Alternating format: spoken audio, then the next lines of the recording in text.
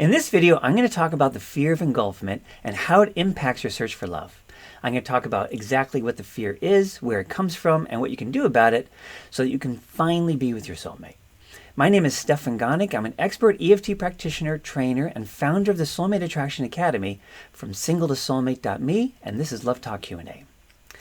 Now, there are two universal fears where everybody tends to have at least one of these two fears. Some unlucky people have both, and at least to some degree. And these are the fears of abandonment, and its opposite, the fear of engulfment. Now, if you think you might have the fear of abandonment as well, I have another video on that topic, and there's a link in the description. So what exactly is the fear of engulfment? So the fear of engulfment is where a person is uncomfortable with closeness. When somebody gets close, they tend to feel smothered or suffocated or even invaded by the person getting really close. And so the result is they tend to keep people at some distance. And they want people to be sort of medium close. They don't want their partner to be like super far away, but they don't want their partner to get really close. Okay, so like I said, they tend to hold people at a bit of a distance, so medium close is their comfort zone. So if you think that you have the fear of engulfment, I'd like to start by having you measure how intense it is for you in the context of a relationship. So what I want you to do is close your eyes for a minute and think about being in an intimate relationship, with a romantic partner, and think about your partner getting really close and see how intense your reaction is. It'll either be a feeling of fear or be a feeling of discomfort. You'll get really uncomfortable. And I want you to measure it on a scale of 0 to 10. So go ahead and just do that right now.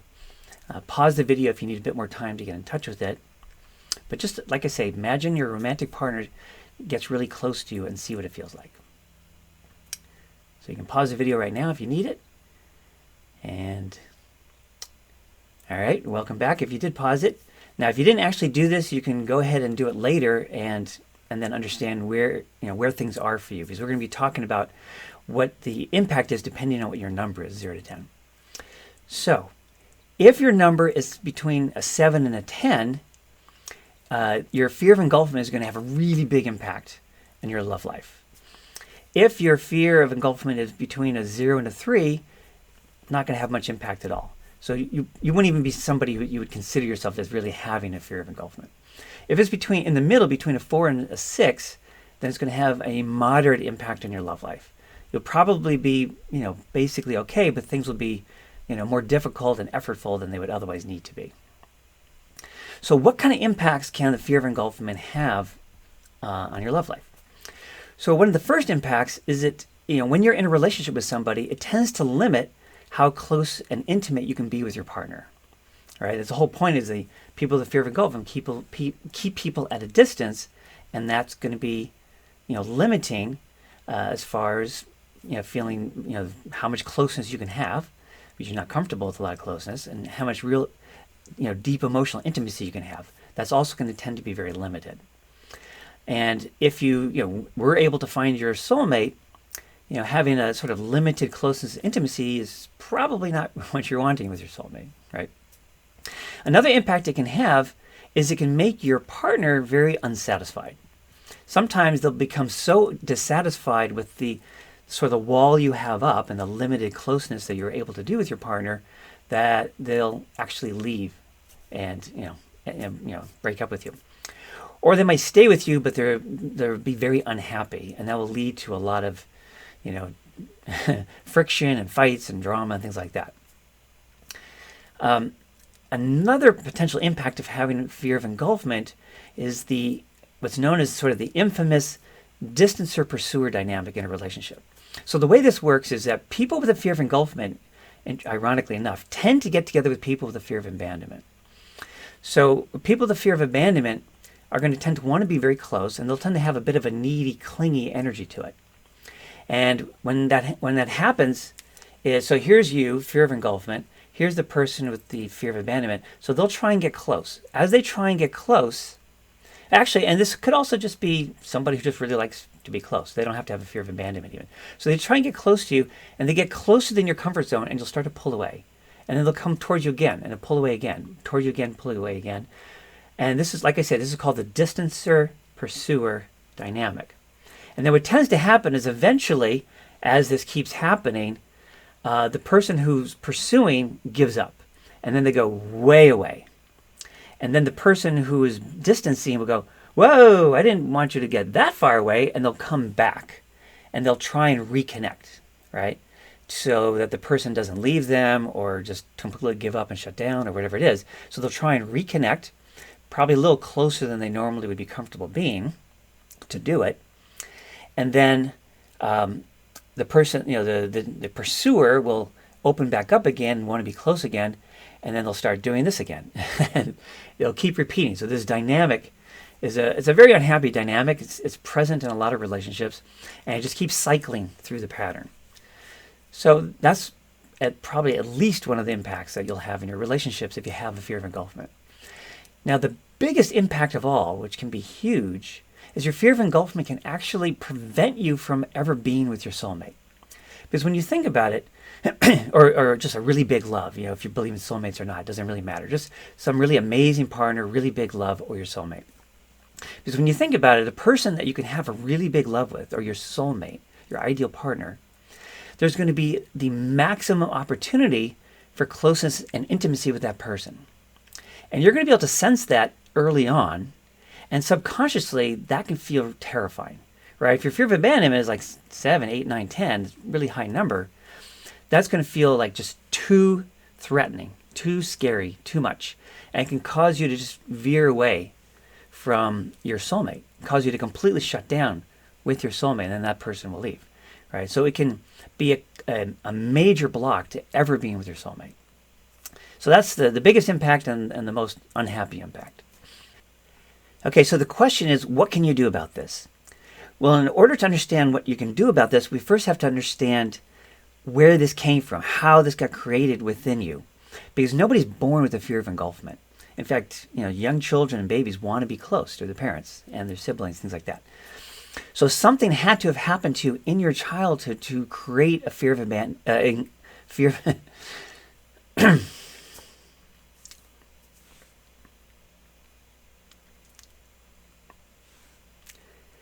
Okay.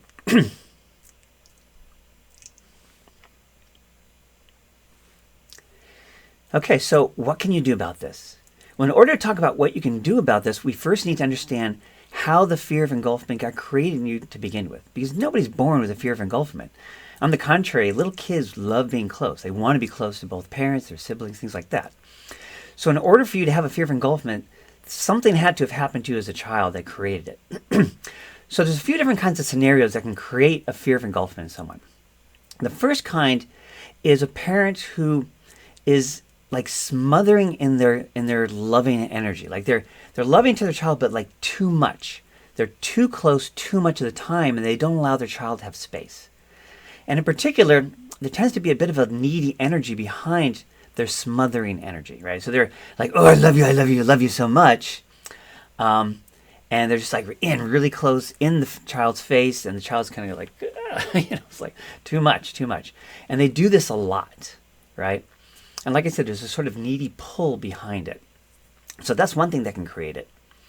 Another thing created is when a parent doesn't allow their child to have boundaries, right? So part of what we need as a child growing up is we need to be able to be close, and we need to be able to separate, right? Everybody has both needs at any given time. And being able to separate means being able to have boundaries around things. And there's some parents that are kind of very invasive and don't allow their kids to have boundaries, right? So if a kid is, wanting to be by themselves and the parent doesn't let them, right? It's like, it's like, no, you're being with me. You're going to come with me now, and we're going to do this thing. And the kid's like, is like really involved in the thing that they were doing, and they're not allowed to just do what they want to do. So these kinds of experiences can create a fear of abandonment. Initially, when the child is very young, they are in this situation, they're completely defenseless. So it feels really bad, feels really uncomfortable, but there's not much they can do about it. But as the child gets older, they start to be able to defend themselves more and more, and sort of put up a wall of protection to try and defend against this, the parents being too close, too much. So the child will start to like push back, put up the wall, and things like that. And which is fine to be able to do that. Like, we need to be able to defend ourselves. But where the problem comes from is that over time, they feel like they have to defend themselves from their parent or parents all the time.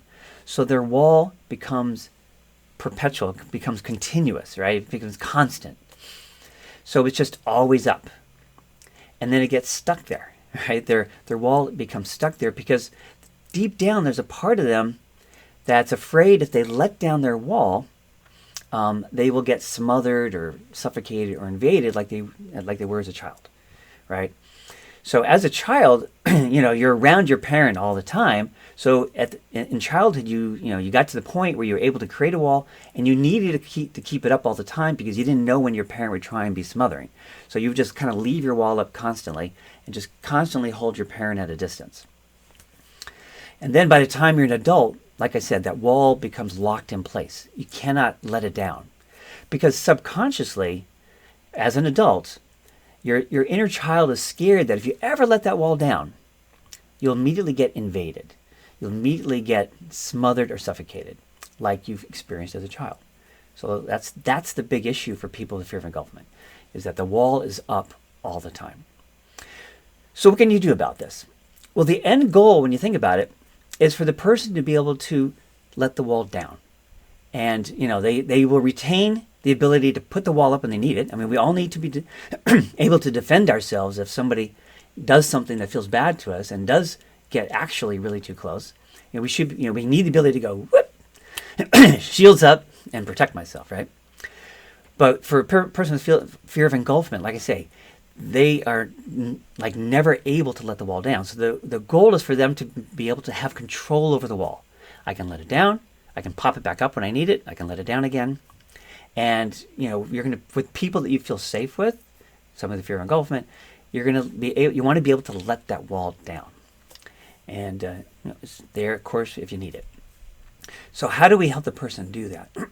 Well, the first step is to heal those original early experiences back when the child was too young to have a wall, right? So the original, neediness and smotheringness of the parent, probably mother, maybe dad.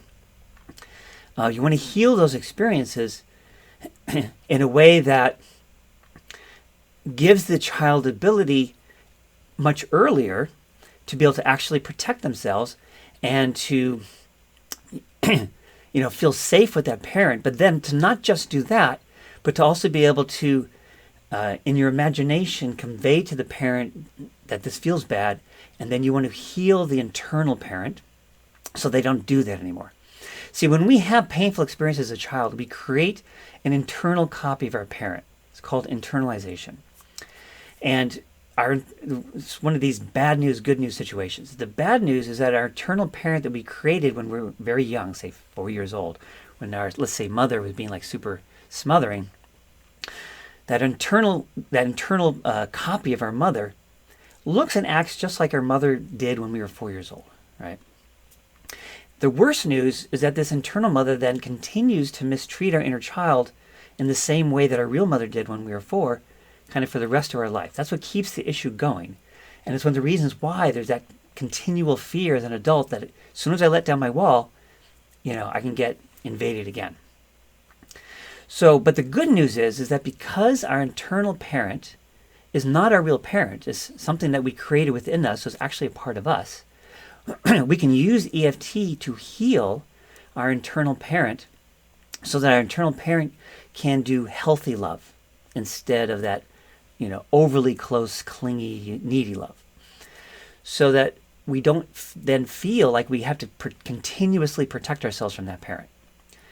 And once we stop feeling like we have to continuously, once our inner child, I should say, stops feeling like he or she has to continually protect him or herself from the internal parent, then you stop feeling like you have to protect yourself from everybody all the time as an adult. So this really does work. It can have a huge impact on this fear of engulfment. And it doesn't even necessarily take very long, right? It's a very targeted healing process.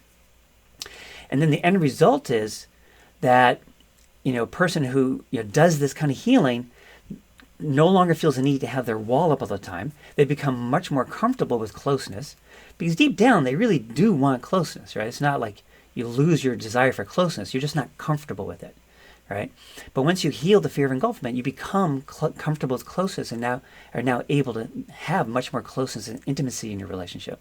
And then you stop being scared of your soulmate or ideal partner, because the potential intimacy you can experience with that person is no longer scary and threatening. So you can just completely turn things around for you, which is amazing. It's really wonderful. So this fear of engulfment that I've been talking about is not the only fear that people can have that can prevent them from being with their soulmate. I have a free mini course called The 3 Secrets to Attracting Amazing Love, which talks about the 3 key blocks to finding your soulmate. And this fear of engulfment that we've been talking about is one piece of one of those 3 key blocks. So there's the rest of that key block, and then there's the other 2 key blocks that you can learn all about in the free mini course that you can get at my website at singletosoulmate.me. So I encourage you to get that. I wrote it in the form of teaching stories, so it's actually kind of fun to read. I think you'll really enjoy it. So if you found this video helpful, it would really help me a lot if you do me a quick favor of liking the video. You can also subscribe to my channel to get all my latest videos on using EFT to clear your blocks to finding your soulmate. So keep tapping, clear your blocks, and you too will be able to be with your soulmate. See you on the next episode of Love Talk Q&A.